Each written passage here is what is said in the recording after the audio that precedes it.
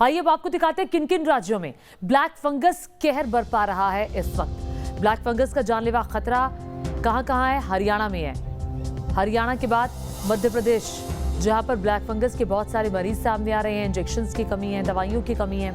हिमाचल प्रदेश में भी black fungus से जुड़े बहुत सारे मरीज सामने आए हैं जिन्हें कोविड के बाद ब्लैक फंगस हुआ है। कर्नाटका में भी बहुत सारे केसेस सामने आए हैं। और इसके अलावा अगर बात की जाए देश की राजधानी दिल्ली, जिसके बारे में हम आपको बता चुके हैं, दिल्ली में 200 से ज्यादा मामले ब्लैक फंगस के अब तक सामने आ चुके हैं। यूपी में भी बहुत सारे केसेस अब तक आए हैं। और इस वक्त हमारे साथ इसी पर बातचीत करने के लिए अहमदाबाद से पूरब पटेल हमारे संवाददाता जुड़ गए हैं। दिल्ली से भी हमारे साथ राहुल डबास जुड़ गए हैं। पूरब पटेल, सबसे पहले मैं आपके पास आऊंगी, चूंकि अपनी तरह का ये मामला, बहुत ही अलग मामला ब्लैक फंगस का सामने आया है, तो अब डॉक्टर्स भी कश्मकश में हैं कि आखिर हो क्या रहा है।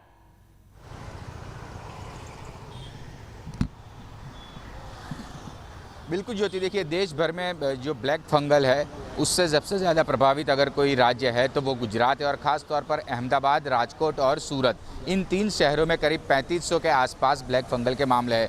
लेकिन सूरत में ये जो अलग वेरिएंट देखने को मिला है फंगल का, उससे डॉक्टर्स काफ़ी हैरान है। बताया जा रहा है कि इन सभी का जो पुणे की जो लेबोरेटरी है वहाँ पर टेस्टिंग के लिए भी भेजा गया कि आखिरकार ये है क्या। दूसरी एक बात मैं बता दूं कि वडोदरा में भी एक अलग तरीके का जो वेरिएंट है वो देखने को मिला है। और गुजरात सरकार ने कल ही जो है वो ब्लैक फंगल से निपटने के लिए गुजरात के करीब सबसे बेहतरीन ENT जो सर्जन है उनकी 11 डॉक्टर्स की एक टीम बनाई है।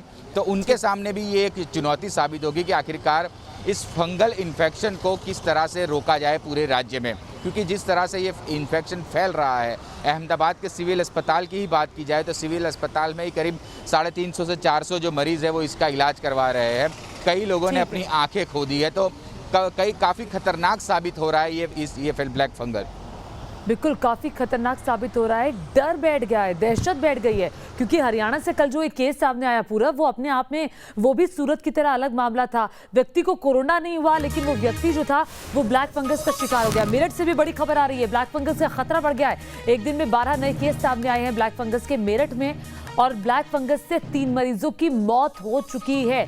मेरठ से ये खबर, बड़ी खबर आ रही है, जहां 3 मरीजों की मौत ब्लैक फंगस से हुई है। और एक दिन में 12 नए मामले सामने आए हैं ब्लैक फंगस के। आपको बता दें कि कोविड के बाद ब्लैक फंगस का जो खतरा है वो बढ़ गया है। डॉक्टर्स ये कहते हैं कि जिन लोगों को ज्यादा स्टेरॉइड्स दी गई होती है उनको ब्लैक फंगस होने का खतरा काफी ज्यादा रहता है।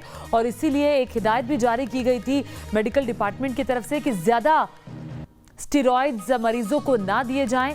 जो एक सीमा बनी हुई है उसके अंदर ही देना चाहिए, ताकि फ्यूचर में, भविष्य में किसी भी मरीज के लिए ब्लैक फंगस जैसी बीमारी मुंह बाय ना खड़ी हो। तो मेरठ से ये खबर बड़ी सामने आ रही है, जहां 12 नए केसेस सामने आए हैं ब्लैक फंगस के। इससे पहले भी कई सारे मामले मेरठ में सामने आ चुके हैं। 3 मरीजों की मौत हो गई है। बन गया ये मेरठ मेडिकल कॉलेज का सुपर स्पेशलिटी ब्लॉक, जहां ब्लैक फंगस के 105 मरीज अभी भर्ती हैं। सबसे बड़ी बात यह है कि ब्लैक फंगस ये माना जा रहा है कि कोविड पेशेंट्स में हो रहा है, लेकिन यहाँ ऐसे 31 मरीज भर्ती हैं जिनको कोविड हुआ ही नहीं। लेकिन हाँ, एक आंकड़ा जो मेडिकल कॉलेज की रिपोर्ट में सामने आया है कि सभी को ऑक्सीजन लगी थी, लेकिन जब कोविड नेगेटिव है तो उन्हें ऑक्सीजन क्यों लगी, ये आंकड़ा विरोधाभास पैदा करता है। लेकिन हाँ, सारे डायबिटिक हैं, ये दावा मेडिकल कॉलेज कर रहा है। लेकिन मेरे साथ एक ऐसी फैमिली है जो केस स्टडी है, रामपुर की वो फैमिली है, जिनको ना तो वो महिला नेगेटिव थी और ना ही शुगर थी, डायबिटीज़ थी, लेकिन ब्लैक फंगस होने के बाद वो डायबिटिक हो गई। क्या नाम है साहब आपका? मेरा नाम नबी अहमद है सर। नबी अहमद, रामपुर के रहने वाले हो? जी सर। कब आए थे अपनी? आपकी पत्नी भर्ती हैं मेहरुनिसा? जी, 23 तारीख से ब्लैक फंगस हुआ? ब्लैक फंगस हुआ है। अच्छा, क्या आँख चली गई उनकी? आँख चली गई। क्या उन्हें शुगर थी? शुगर ब्लैक फंगस होने पे बढ़ी है, उससे पहले नहीं थी। क्या उन्हें पॉजिटिव हुई थी, कोरोना पॉजिटिव? नहीं, नेगेटिव आई थी। नेगेटिव आई। शुगर कभी नहीं थी? शुगर पहले नहीं थी। पहले नहीं थी, ब्लैक फंगस होने के बाद? जी सर। तो आपने वहाँ रामपुर में कहाँ दिखाया? रामपुर सरकारी हॉस्पिटल में दिखाया सर। वहाँ से यहाँ रेफर कर वहाँ से यहाँ रेफर कर दिया। अब यहाँ क्या स्थिति है? यहाँ स्थिति यह है कि सर 3 दिन जनरल में रखा, उसके बाद एसी में रख दिया। लेकिन स्थिति यह है कि दवाई, डॉक्टरों से बात करो कि हमारे पास दवाई नहीं है, सरकार दवाई भेजेगी तब लगाएंगे, कोई देखभाल नहीं है मरीज की। और मतलब अंदर से मांस गलता चला जा रहा है। ऑपरेशन हो तो अगर वो आँख निकल जाए तब मरीज सही हो पाएगा, नहीं तो मुश्किल है। मुश्किल है। ये हालत है, ब्लैक फंगस जिस तेज़ी से यहाँ फैल रहा है। दावा किया जा रहा है कि दवा है, लेकिन दवा मरीज तक पहुँच नहीं रही, इंजेक्शंस आ नहीं रहे हैं और ये माना जा रहा है कि 1 जून के बाद ये इंजेक्शंस यहाँ आएंगे। 3 तरीके की दवा ब्लैक फंगस में दी जा रही है, टैबलेट्स, सिरप और इंजेक्शंस। सबसे ज़्यादा ज़रूरत वज़न के हिसाब से मरीज को, अगर मेहरुनिसा का वज़न 50 किलो है तो उन्हें 5 इंजेक्शन की ज़रूरत पड़ेगी, अगर 60 किलो है तो 6 इंजेक्शन की, 70 किलो है तो 7 इंजेक्शंस की ज़रूरत पड़ेगी। ऐसे में 105 मरीजों को कितने इंजेक्शन तुरंत चाहिए, ये अपने आप में बड़ा सवाल है। कोविड के आंकड़े ज़रूर कम हो रहे हैं, लेकिन ब्लैक फंगस एक चुनौती बनकर सामने आ रहा है। उसमें भी अगर दवा नहीं होगी तो ये ब्लैक फंगस जानलेवा हो जाएगा। हालांकि अभी 6 मौतों का दावा मेडिकल कॉलेज प्रशासन ने किया है। वीडियो जर्नलिस्ट नवीन पाल के साथ अभिषेक शर्मा, मेरठ, न्यूज़ स्टेट, उत्तर प्रदेश। तो आपने देखा मेरठ के हालात कोई अच्छे नहीं है, बहुत बुरे हालात है मेरठ में। इस वक्त एक बड़ी खबर दिल्ली से आ रही है, जहां ब्लैक फंगस महामारी घोषित हो गई है। ब्लैक फंगस को महामारी घोषित किया जा चुका है। दिल्ली में अब तक 200 से ज्यादा केस मिले हैं ब्लैक फंगस के, और अब दिल्ली की सरकार ने इसे महामारी घोषित किया है। राहुल डबास हमारे साथ न्यूज नेशन संवाददाता जुड़े हुए, सीधे राहुल का रुख करते हुए। राहुल, अब दिल्ली भी उस फहरिस्त में आ गया है जहां ब्लैक फंगस को महामारी घोषित किया जा चुका है। बढ़ते मामलों को देखते हुए ये फैसला?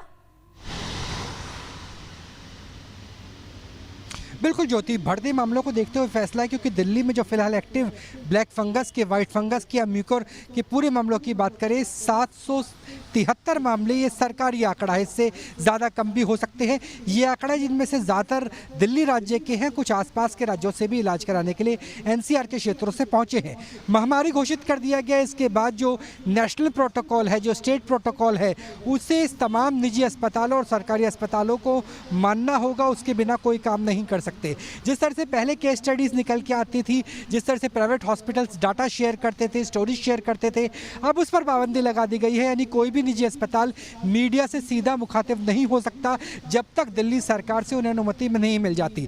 लेकिन जो मामले हैं वो तकरीबन 300 गुना तेजी से आए हैं, क्योंकि इससे पहले जो मामले आते थे वो साल में तकरीबन 60 से 70 आते थे, और अब प्रतिदिन 150 के आसपास मामले आ रहे हैं। तो निश्चित तौर से आने वाले कुछ दिन दिल्ली के लिए बेहद महत्वपूर्ण रहने वाले हैं, खासतौर पे तब क्योंकि जो ब्लैक फंगस का इंजेक्शन है, दवाई है, वो एन्फोटेरेसिन बी की बहुत ज़्यादा किल्लत है पूरे देश में और दिल्ली में भी।